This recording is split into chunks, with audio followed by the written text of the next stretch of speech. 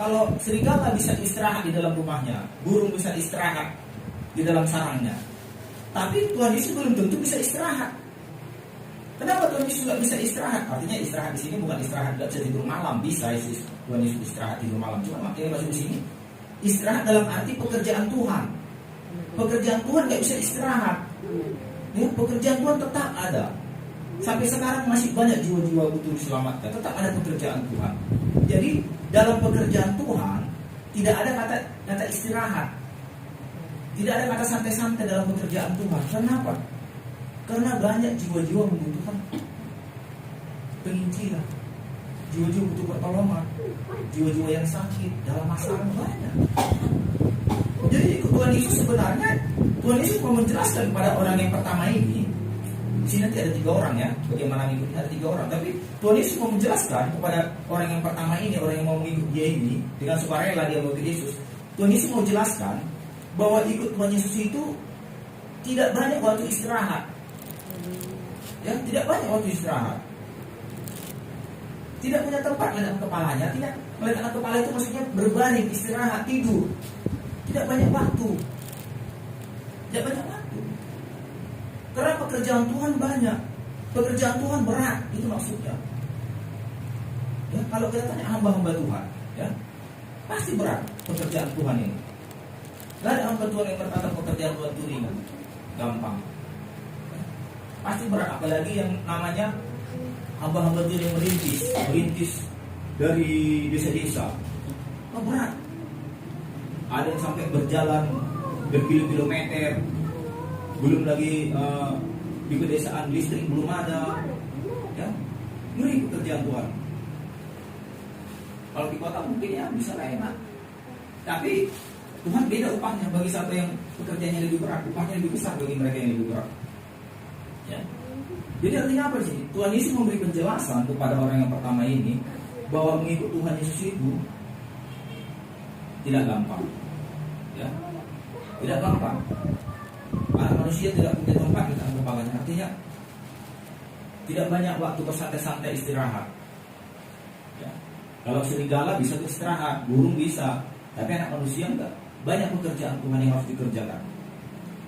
Artinya kalau ikut aku harus mau bekerja di ladang Tuhan. Itu maksud Tuhan Yesus. Harus mau bekerja, tidak boleh santai. Ya, ini mengikut Yesus. Bekerja di ladang Tuhan, hidup benar, hidup kudus. Nggak usah santai-santai ikut-ikut dunia. Ini dia yang pertama. Ya, sampai sini kita bisa mengerti ya bahwa anak manusia tidak punya tempat untuk letakkan kepalanya. Artinya tidak bisa santai-santai istirahat. Kalau serigala tadi bisa santai-santai istirahat di dalam rumahnya, dalam liangnya. Burung bisa istirahat di dalam rumahnya, di dalam sarangnya. Tapi anak manusia tidak punya tempat untuk meletakkan kepalanya. Artinya dia tidak bisa bersantai. Ya, banyak pekerjaannya. Tidak bisa bersantai. Jadi barang siapa mau mengikut Yesus, seperti dikatakan, aku akan mengikut engkau kemana saja engkau pergi, berarti harus mau bekerja di ladangnya, mengikut pekerjaan Tuhan, itu maksudnya.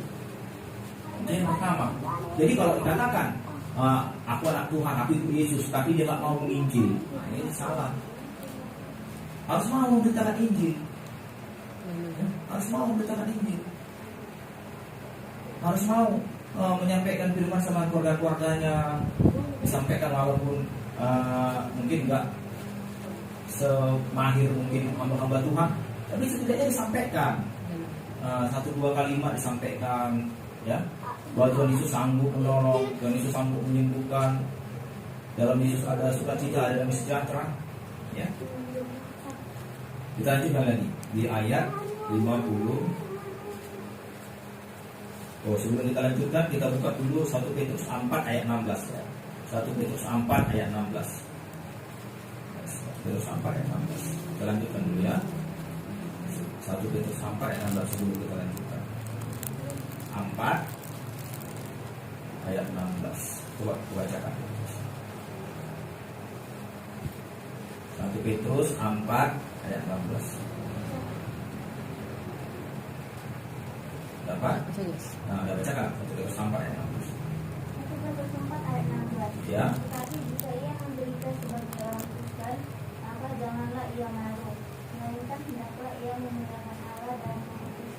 Amin, amin. Saya baca sekali lagi ya. Tetapi jika ia menderita sebagai orang Kristen, artinya menderita melakukan pekerjaan Tuhan tadi. Ya, sebagai orang Kristen maksudnya kita menderita melakukan pekerjaan Tuhan. Maka janganlah ia malu. Jangan kita malu jadi orang Kristen, melainkan hendaklah dia memuliakan Elohim, memuliakan Tuhan dalam nama Kristus itu. Jadi semakin rajin kita dalam pekerjaan Tuhan, mungkin kita menderita memang dalam pekerjaan Tuhan ini. Tapi kita harus bangga karena kita melayani Tuhan, memuliakan Tuhan. Itu maksudnya.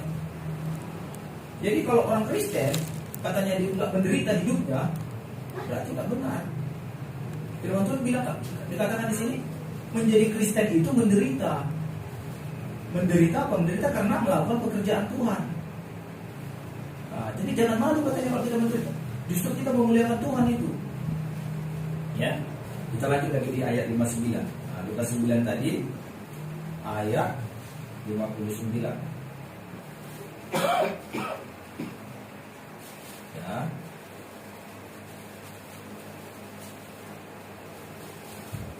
Saya bacakan ya. Lalu ia berkata kepada seorang lain, ikutlah aku. Ya, dapat ya? Ikutlah aku. Tetapi orang itu berkata, izinkanlah aku pergi dahulu menguburkan bapakku. Nah, ini dia. Ini yang menarik. Yang pertama tadi, dia yang menyodorkan diri ikut Yesus. Yang pertama tadi kan, dia yang menyodorkan diri ikut Yesus. Yang pertama tadi orangnya begini, aku akan mengikut engkau kemana saja engkau pergi.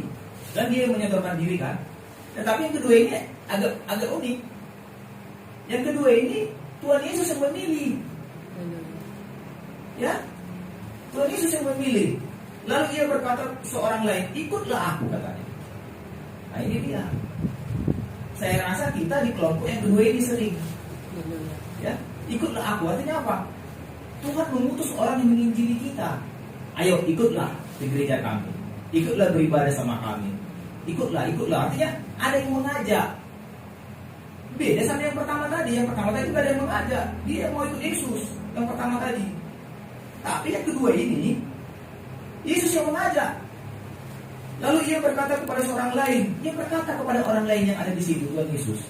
Dibilangnya ikutlah aku katanya. Sama kayak kepada kami dulu kan, ada hamba Tuhan yang mengajak, ikutlah ke gereja kami. Ikutlah yuk katanya. Ada yang mengajak. Berarti kalau boleh dikatakan kebanyakan orang di kelompok yang kedua ini, bukan di kelompok yang pertama tadi. Kelompok yang pertama tadi dia sendiri yang mau ikut Tuhan tanpa ada yang mengajak. Kalau yang kedua ini ternyata Tuhan yang mengajak. Mungkin ya hamba-hambanya ya kan, itu hamba-hambanya yang mengajak. Lalu dia berkata kepada seorang lain, ikutlah aku katanya. Itu hambanya untuk mengajak, ayo ikut yuk ke gereja sama yuk dengan firman katanya. Mau dia. Jadilah bertobat kan, kenalah Tuhan Yesus, selamatlah begitu. Ada yang mengajak. Jadi ikut Tuhan ini ternyata harus ada yang mengajak. Memang ada sih yang nggak diajak, dia langsung ikut Tuhan, rindu sama Tuhan, belajar firman, rindu sama Tuhan. Ada. Tapi kebanyakan orang diajak. Diajak, dia ikutlah aku kata. Diajak Tuhan Yesus ini. Kebanyakan pun kita karena diajak datang kepada Tuhan.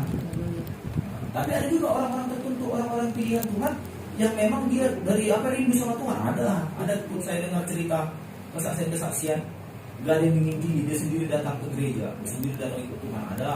Ada karena mendengar lagu-lagu di gereja, dia mau datang ke gereja. Didengarnya satu gereja lagu-lagunya bagus, dia mau datang sendiri. Bukan karena diajak aja, ada. Ya. Tapi ini karena diajak, ikutlah aku kata Tuhan Yesus. Tapi yang lucunya, orang yang diajak tadi ada permintaannya.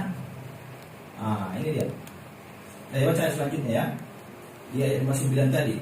Tetapi orang itu berkata, izinkanlah aku pergi dahulu menguburkan bapakku katanya. Ada permintaannya sama Tuhan Yesus. Ikutlah aku kata Tuhan Yesus. Ya kan sama dia. Tapi yang mau diajak tadi, yang berajak kayak mau dia ikut Tuhan Yesus, mau.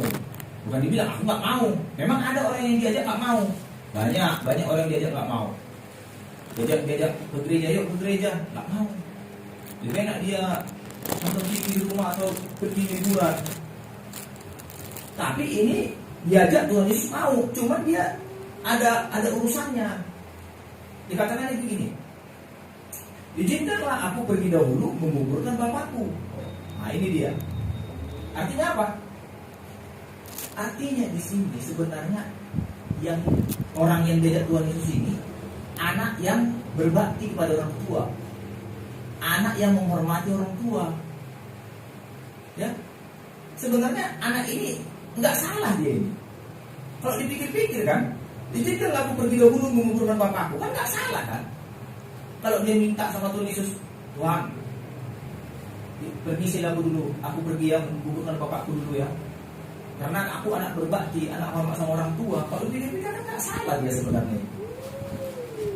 Ya.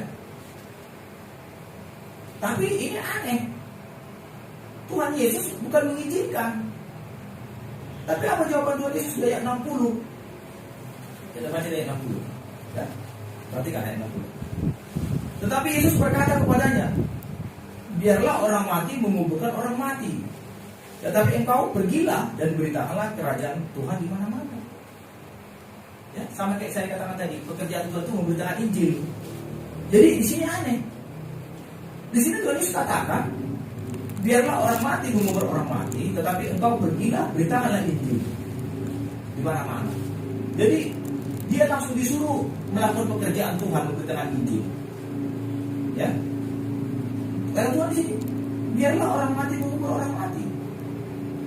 Kalau secara kenyataan, ya, mana bisa orang mati mengubur orang mati? Karena dia sama-sama mati, ya. Kalau kenyataan, ya.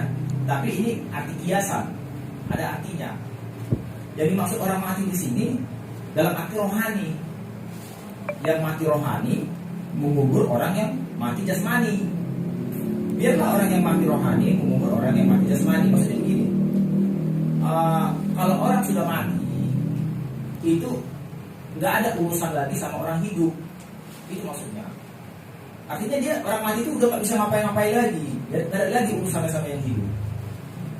Nggak ada lagi urusan sama yang hidup. Jadi kalau orang sudah mati, ya biarlah orang lain aja mengubur. Artinya begini, hadir pun kau di situ untuk mengubur, nggak ada gunanya sama yang mati tadi. Nggak berguna sama yang mati tadi itu. Tapi beda ya, kalau sama orang Batak. Justru kalau orang tuanya mati, dari luar negeri pun anaknya ditunggu supaya pulang. Ini aneh, ya kan? Dari kalau misalnya orang tuanya mati, anaknya di Amerika, ya. Jadi orang tuanya ini harus disuntik dulu formalin pengawet supaya tahan sebulan. Ya, tunggu anaknya pulang dari mana-mana.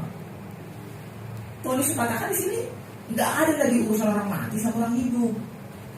Nggak ada lagi urusan orang mati. Kalau sudah mati dia, udah biar aja dikubur. Biar aja dikubur. Nggak ada lagi urusannya. Hadir pun kau di situ, nggak hadir pun kau di situ, nggak ada hubungannya sama yang mati tadi. Nggak ada lagi hubungannya. Karena yang mati tadi sudah ada tempatnya sendiri, penghakimannya ada, mau di surga, mau neraka ada tempatnya masing-masing. Pada yang mati tadi.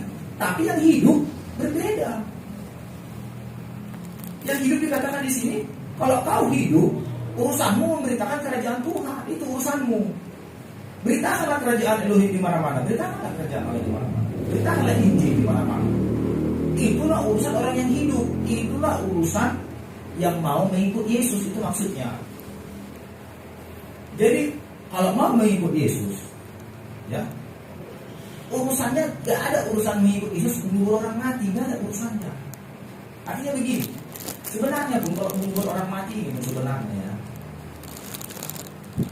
gak perlunya sebenarnya diundang hamba Tuhan besar-besar. Ya, kadang karena mati ini mungkin pejabat besar, diundanglah pendeta besar untuk menguburkan. Sebenarnya gak ada hubungannya itu. Justru kalau diundang pendeta besar nanti lebih besar lagi amplopnya kan. Ya, kalau kayak gitu nggak perlu juga. Siapa aja yang hadir di situ, satu kampung yang mengubur itu udah beres. Karena nggak ada hubungannya pendeta besar mengubur orang besar, nggak ada hubungannya. Jadi kalau orang besar dia banyak uangnya, orang kaya, harus pendeta besar lah diundang, nggak ada hubungan. Siapa aja yang di situ satu kampung itu yang mengubur, nggak Nggak ada lagi urusannya hadir pun kau di situ, nggak hadir pun kau di situ, nggak ada hubungannya sama yang mati tadi. Nggak ada lagi hubungannya. Karena yang mati tadi sudah ada tempatnya sendiri, penghakimannya ada, mau di surga mau neraka ada tempatnya masing-masing. Kalau yang mati tadi, tapi yang hidup berbeda. Yang hidup dikatakan di sini, kalau kau hidup, urusanmu memberitakan kerajaan Tuhan, itu urusanmu. Beritakanlah kerajaan Elohim di mana-mana, beritakanlah kerajaan Allah di mana-mana, beritakanlah Injil di mana-mana. Itulah urusan orang yang hidup, itulah urusan yang mau mengikut Yesus, itu maksudnya. Jadi kalau mau mengikut Yesus, ya urusannya gak ada urusan mengikut Yesus mengubur orang mati, gak ada urusannya. Artinya begini, sebenarnya pun kalau mengubur orang mati ini sebenarnya ya, gak perlu ya sebenarnya diundang hamba Tuhan besar-besar. Ya, kadang karena mati ini mungkin pejabat besar diundanglah pendeta besar untuk menguburkan. Sebenarnya ada hubungannya tuh. Justru kalau diundang pendeta besar nanti lebih besar lagi amplopnya kan? Ya, kalau kayak gitu nggak perlu juga. Siapa aja yang hadir di situ, satu kampung yang mengubur itu udah beres. Karena nggak ada hubungannya pendeta besar mengubur orang besar. Nggak ada hubungannya.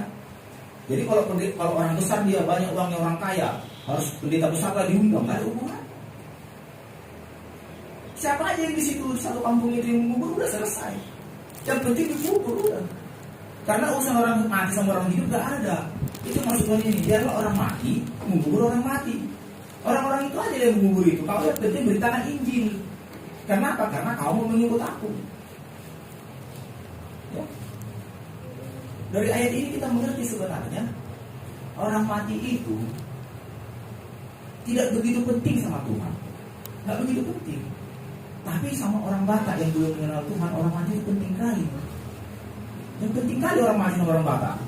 Ya, kuburannya tiap tahun dibersihkan, tiap tahun harus dikasih makanannya, dikasih biasa ke kuburan, dikasih rokoknya lagi. Ya, datang mereka mempersembahkan yang baik-baik di kuburannya itu. Padahal dari ayat ini sudah jelas tidak ada hubungan orang mati orang hidup. Orang mati, dia aja orang mati dia ngurus. Tidak ada urusannya kalau sama pengikut Yesus itu. Bagi Yesus urusannya cuma satu, memberitakan Injil. Nah, jelas ini katakan sini. Ikutlah aku. Ya, ikutlah aku kata Tuhan Yesus. Terus sudah ikut Yesus ngapain? Beritakanlah kerajaan Allah di mana-mana, beritakanlah Injil di mana-mana. Kalau masalah mengubur orang mati itu bukan urusan pengikut Yesus itu. Ya, makanya dia bilang biarlah orang mati mengubur orang mati. Masalah orang mati itu gak ada urusan pengikut Yesus di situ. Gak ada. Gak ada di situ urusan pengikut Yesus. Ya. Cuman mungkin kita sebagai anak, ya mungkin kalau kita nggak hadir pun kayaknya nggak cocok juga ya kan. Secara kekeluargaan, ya mungkin sekedar hadir bisa lah sekedar hadir. Tapi jangan sampai seperti harus ditunggu pulang dulu sampai dari mana-mana berbulan-bulan di situ mayatnya nggak dikubur-kubur sampai pulang semuanya. Berarti itu kan sudah ada yang lain. Terlalu memberhalakan mayat itu, mementingkan mayat itu ya. Pertemuan terakhir. Padahal ya, kalau ke surga tak pertemuan terakhir, jumpa lagi. Jumpa lagi kalau di surga. Ya. Jadi dari sini kita paham sebenarnya mengikut Yesus itu memberitakan Injil. Itu sebenarnya arti mengikut Yesus, beritakan Injil. Karena kata istri, ikutlah aku. Sesudah ikut ngapain? Sesudah ikut yang beritakan Injil, dikatakan di sini. Tetapi engkau pergilah dan beritakanlah kerajaan Elohim, kerajaan Allah di mana-mana. Beritakanlah Injil. Itu arti mengikut Yesus. Kalau urusan orang mati, biarlah urusan dunia itu. Orang dunia lah mengurus itu. Ya. Ini penting.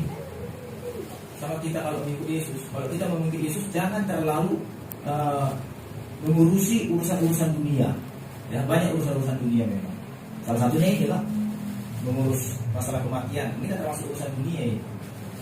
Tapi jangan terlalu terlibat kali, karena tidak di situ urusan kita. Urusan kita sebenarnya kerajaan Elohim, kerajaan Tuhan itu urusan kita semua. Memberitakannya di mana-mana. Ya. Seperti minggu semalam. Ya. Jangan lebih mengasihi bapakmu, ibumu, anakmu laki-laki dan perempuan daripada Tuhan. Kalau lebih kita pentingkan hal-hal begini daripada Tuhan, nggak layak kita. Contohnya begini, ya, memang agak sulit memang. Cuman ya saya nggak tahu. Ada mungkin diperhadapkan, ada mungkin tidak diperhadapkan dengan hal demikian, hal seperti yang permohonan ini, ya. Contohnya begini, ada seorang hal yang paling ringan aja, orang tuanya meninggal. Gak usah kita bilang orang tuanya. Kalau orang tua terlalu dekat kali lah perasaannya, ya. Yang agak apa ya, tetangga aja lah meninggal, kita katakan lah. Atau tulangnya orang gurunya, gak usah dulu bapaknya meninggal misalnya contohnya. Kebetulan kita katakanlah tulangnya lalu pamannya yang meninggal. Kebetulan tulangnya ini pernah menolong dia, mengasih pinjam uang lah katakan, ya, pernah menolong yang ngasih pinjam uang berapa puluh juta begitu kan. Kemudian meninggal tulangnya ini. Ya kalau karena sudah pernah ditolong dia pinjam uang sekian juta, puluh juta kan, ya segan lah kalau nggak datang ya kan sama tulangnya ini. Macam mana nanti dia menengok apanya tulangnya istrinya kan gitu, segan lah dia. Tapi pas meninggal acaranya ini hari Minggu pula. Nah ini hari Minggu pula.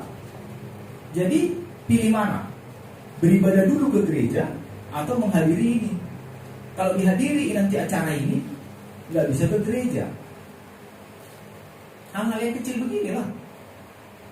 Jadi kadang orang lebih mementingkan, yalah, inilah penting gua hadiri karena dia sudah pernah menolong aku. Kutinggalkan dulu di gereja. Ya. Karena bisa gitu. Dari hal-hal kecil kayak gini kita bisa melihat hatinya lebih condong kemana. Kalau lebih mementingkan dia urusan begitu daripada beribadah, ya, berarti dari sini jelas kita lihat bahwa hatinya lebih ke sana. Kalau orang benar-benar mencintai Tuhan, saya rasa dia nggak mau meninggalkan ibadah, ya kan? Aku beribadah dulu, nanti lihat urusan itu. Yang penting beribadah dulu. Itu salah satu. Memuji Tuhan dulu, menyembah Tuhan. Kalau masih kita hati kita masih lebih condong sama keluarga, sama dunia, ya. Contohnya mungkin ada keluarga kita dalam pesta-pesta berhala, ya pasti nggak bisa dikerjakan yang seperti yang kata Yesus ini tadi, ya. Dibilang ikutlah aku, biar itu urusan orang mati itu, biarlah orang mati mengurus orang mati.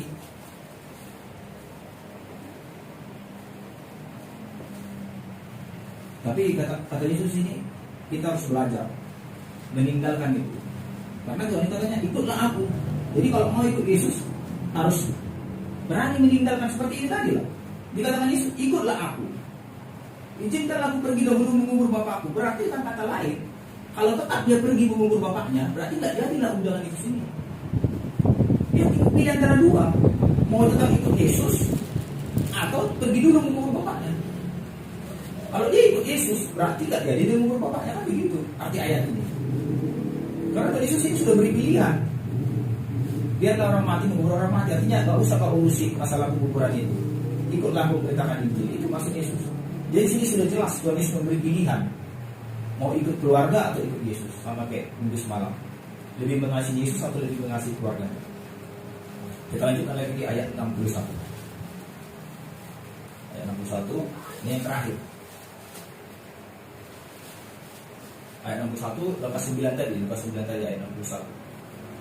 Bisa dikatakan, dan seorang lain lagi berkata, aku akan mengikut engkau Tuhan, tetapi izinkanlah aku pamitan dulu dengan keluargaku. Nah ini dia, ini berbeda. Yang pertama tadi dia ikut Yesus sendiri langsung tanpa ada yang mengajak. Yang kedua, dia diajak oleh Yesus sendiri, diajak Yesus hanya ikutlah aku. Jadi itu kelompok yang kedua. Sekarang kelompok yang ketiga. Kelompok yang ketiga ini menarik. Di sini dikatakan, dan seorang lain lagi berkata, aku mengikut engkau Tuhan. Aku akan mengikut engkau Tuhan. Tetapi izinkanlah aku pamitan dulu dengan keluarga aku. Artinya di sini apa? Dia mau ikut Tuhan, tapi dia ada bikin syarat sama Tuhan. Ada bikin syarat. Aku mau ikut kau Tuhan, tapi syaratnya izinkanlah aku pamitan dulu dengan keluarga aku. Nah, ya, artinya mungkin di sini begini. Ada orang mungkin kenal Tuhan, jumpa Tuhan, diajak kan, tapi dia bikin syarat sama Tuhan. Tuhan, aku mau ikut kau Tuhan, tapi dosaku yang satu ini biarlah tetap aku kerjakan. Nah ini dia. Jadi ada syaratnya sama Tuhan. Dia bersyarat, Tuhan aku mau ikut kau Tuhan, tapi biarlah aku tetap ikut ke pesta-pesta berhala. Ya. Tahunya dia itu berhala, tapi dia ingin tetap di situ. Tuhan aku mau ikut kau Tuhan, tapi biarlah aku berpakaian-pakaian seksi. Ya. Ada syaratnya, artinya dia mau ikut Tuhan, tapi dia mau membawakan tetap keinginannya sendiri. Ya, ada keinginan sendiri pribadi. Seperti kelompok yang ketiga ini dikatakan, izinkan aku pamitan dulu dengan keluargaku. Kalau di sini kita lihat ya, kalau dikatakan di sini, izinkan aku pamitan dulu dengan keluargaku, berarti di sini dia mau ikut Tuhan ini minta izin dulu sama keluarganya. Artinya, boleh nggak aku ikut Tuhan? Kan begitu kan? Dia mau permisi dulu sama keluarganya. Boleh nggak aku ikut Tuhan? Sebenarnya kalau ikut Tuhan harus ikut secara pribadi. Jangan lagi ada ikatan-ikatan keluarga, jangan ada ikatan-ikatan dosa. Lepaskan semua. Kalau ikut Tuhan aja. Ya, kalau ikut Tuhan aja. Jangan nanti ada ikat-ikatan dosa, ikat-ikatan sama yang lain-lain. Artinya ikut Tuhan itu jangan ragu-ragu. Ya, mungkin secara normal ya, secara normal. Kalau ikut Tuhan, permisi dulu sama keluarganya kan nggak salah ya kan? Tadi katakan sini, izinkanlah aku pamitan dulu dengan keluargaku. Secara berpikir baik-baik antara hubungan keluarga, kalau permisi dulu dengan keluarganya kan nggak masalah sebenarnya, nggak dosa, baik ini. Tetapi Tuhan Yesus nggak setuju. Kenapa? Karena Tuhan Yesus berpikir nanti mungkin keluarganya menghalangi. Justru keluarganya nanti menghalangi dia datang kepada Tuhan. Ya, justru keluarganya nanti membuat alasan-alasan. Nanti kalau mau ikut Tuhan kau begini hidupmu. Hidupmu tambah susah kalau kau ikut Tuhan. Kalau kau ikut Tuhan nanti macam mana lagi jodohmu, macam mana lagi inimu, macam mana lagi. Jadi mungkin keluarga-keluarga mungkin memberi pengaruh yang tidak benar. Ya. Makanya dibilang Tuhan Yesus apa? Di ayat 62. Tetapi Yesus berkata, setiap orang yang siap untuk membajak tetapi menoleh ke belakang itu diingat lagi hidup lalunya. Ikatan-ikatan dosa itu diingat-ingat. Tidak layak untuk kerajaan surga, tidak layak untuk surga, tidak layak untuk surga. Ya, melihat ke belakang, menoleh ke belakang. Pernah lihat orang membajak sawah? Pernah? Kalau orang membajak sawah, dia melihat ke depan atau melihat ke belakang? Ke depan. Ke depan kan? Kenapa? Karena supaya tahu dia arahnya yang mau dibajak ini. Coba kalau dia melihat ke belakang, nanti dia dibajaknya lubang, masuk lubang dia kan? Jatuhlah dua-dua. Jatuh kerbaunya, jatuh dia juga. Nggak bisa. Jadi artinya apa? Membajak itu artinya melakukan pekerjaan Tuhan. Kan membajak itu kan di ladang. Ya, pekerjaan Tuhan kan di ladang Tuhan. Membajak, berarti ini berbicara pekerjaan Tuhan di sini. Kalau orang bekerja di ladang, membajak di ladang itu, di sawah itu artinya pekerjaan Tuhan. Jangan menoleh ke belakang lagi. Jangan lagi lihat hidup ingat-ingat lagi hidup lamanya. Jangan ingat-ingat lagi kehidupan lama berhala sama keluarga-keluarganya. Dulu aku enak hidup dalam keluarga aku dalam berhala, bisa sama-sama dalam keluarga berhala pesta-pesta dengan keluarga rame-rame. Kalau ingat-ingatnya itu senang dia kembali lagi ke berhala, ya senang karena dia ingat dulu aku sama keluarga aku rame-rame, ya. Maka di dalam Tuhan Yesus gak usah, gak perlu pamitan sama keluarga, apalagi keluarga masih dalam berhala semua, ya. Karena apalagi teringat dia nanti menoleh ke belakang, teringat dia nanti bersama keluarganya bisa bernostalgia, cerita-cerita di pesta-pesta, ya pasti nanti dia teringat. Nggak boleh kita ingat-ingat lagi hidup lama kita, nggak boleh. Jadi kalau mau ikut Yesus, membajak melakukan pekerjaan Tuhan tadi, jangan lagi ingat-ingat hidup lama, ya. Memang mungkin hidup lama kita enak, banyak teman-teman, ya, banyak teman-teman. Mungkin kalau macam kayak orang-orang pasaran, banyak temannya untuk buah-buahan, banyak teman untuk main judi, banyak teman untuk hura-hura, pesta-pesta, ya. Tapi tak bisa lagi ingat-ingat itu, nggak menoleh ke belakang, nggak bisa. Coba kita buka ayatnya di Efesus 4 ayat 22. Efesus 4 ayat 22. Efesus 4 ayat 22.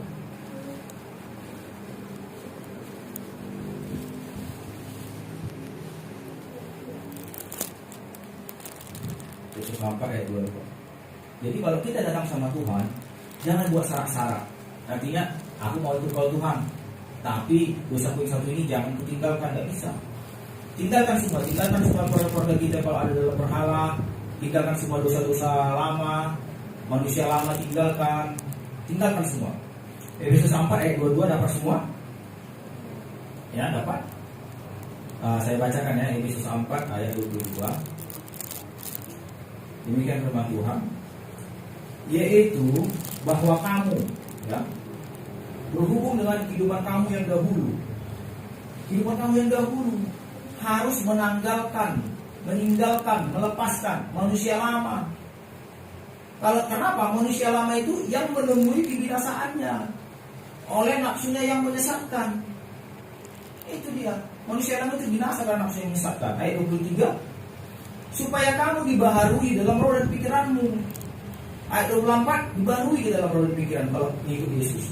Ayat 24, dan mengenakan manusia baru.